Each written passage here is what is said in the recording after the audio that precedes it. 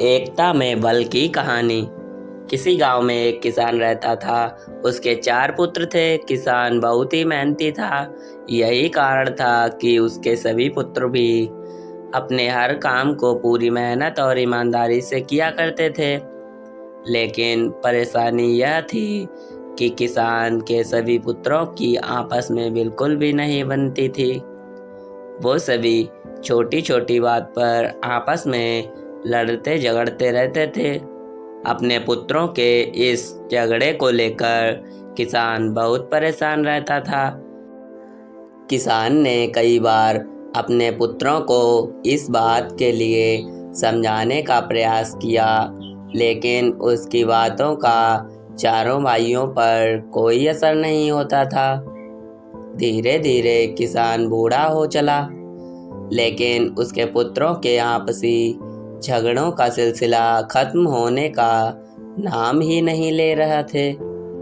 ऐसे में एक दिन किसान ने एक तरकीब निकाली और पुत्रों के झगड़े की इस आदत को दूर करने का मन बनाया।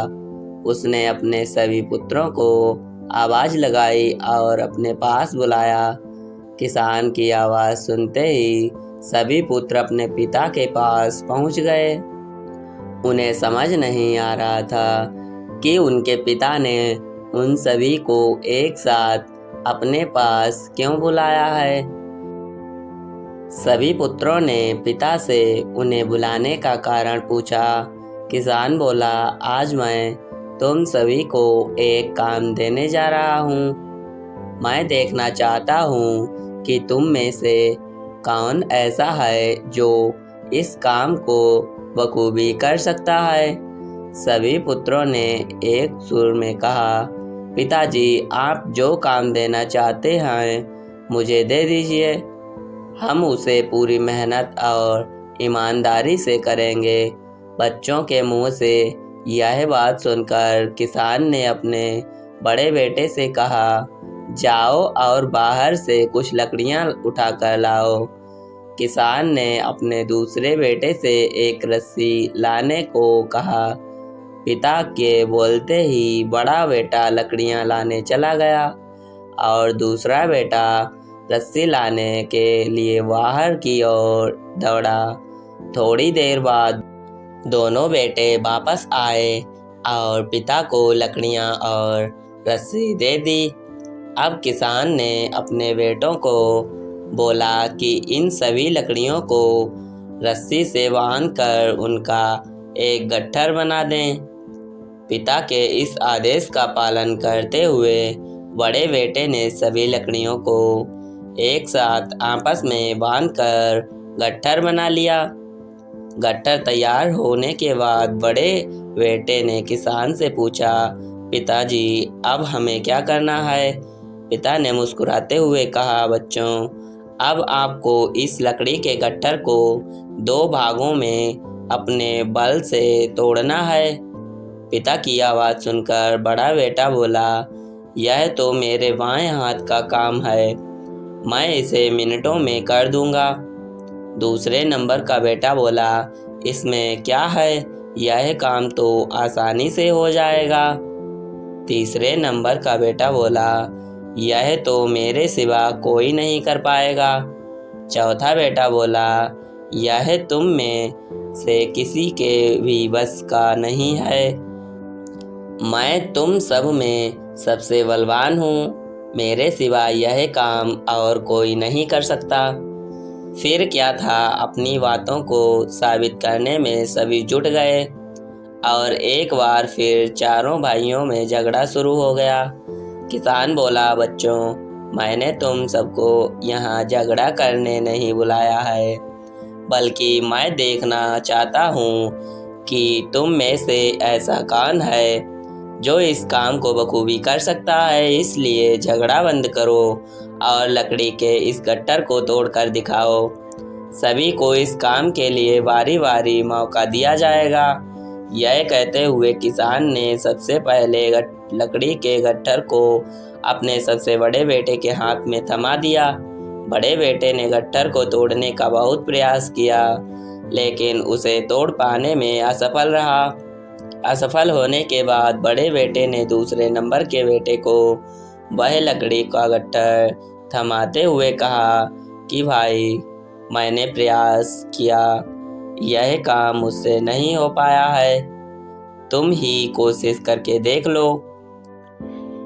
इस बार भी लकड़ी का गट्ठर दूसरे बेटे के हाथ में था। उसने भी उस गट्ठर को तोड़ने के लिए एड़ी से चोटी का जोर लगा दिया, लेकिन लकड़ी का गट्ठर नहीं टूटा और वह भी असफल होने के बाद उसने लकड़ी के गट्ठर को तीसरे नंबर के बेटे को दे दिया और कहा, यह काम तो बहुत कठिन है, तुम भी कोशिश कर लो।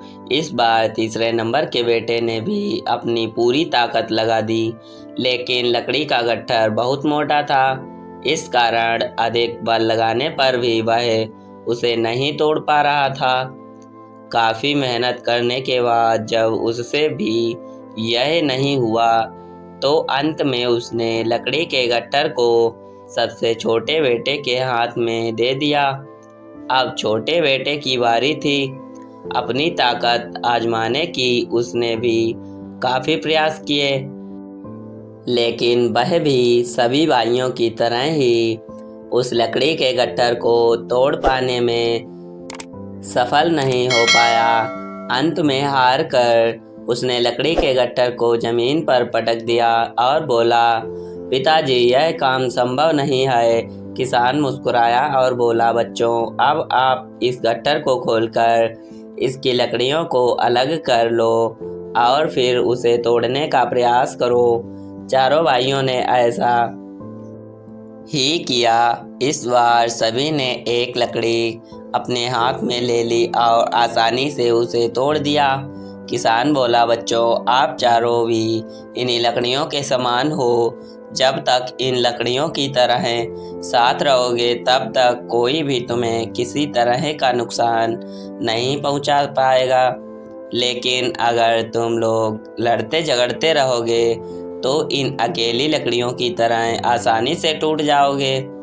किसान की यह बात सुनकर अब सभी बच्चों को समझ आ गया था कि पिता उन्हें क्या समझाना चाहते हैं। सभी पुत्रों ने अपनी गलतियों के लिए पिताजी से क्षमा मांगी और वादा किया कि जीवन में फिर दोबारा कभी वे आपस में नहीं लड़ेंगे और ना ही झगड़ेंगे। एकता में बल कहानी से सीख क्या मिलती है? एकता में बल कहानी हमें यह बताती है कि एकता ही सबसे बड़ी ताकत है। अगर हम आपस में एकजुट होकर रहेंगे तो कोई भी मुश्किल क्यों ना आ जाए, उसका सामना साथ मिलकर आसानी से किया जा सकता है। वहीं अगर हम एक दूसरे से लड़ेंगे और अलग अलग रहेंगे तो छोटी से छोटी तकलीफ भी ज़िंदगी पर भारी पड़ सकती है। तो दोस्तों, यहाँ पर कहानी समाप्त होती है। यदि हमारी कहानी आप लोगों को अच्छी लगी हो तो प्लीज़ वीडियो को लाइक, शेयर और चैनल को सब्सक्राइब अवश्य कर लें। मिलते हैं फिर से कोई अगली कहानी में, तब तक के लिए बाय बाय।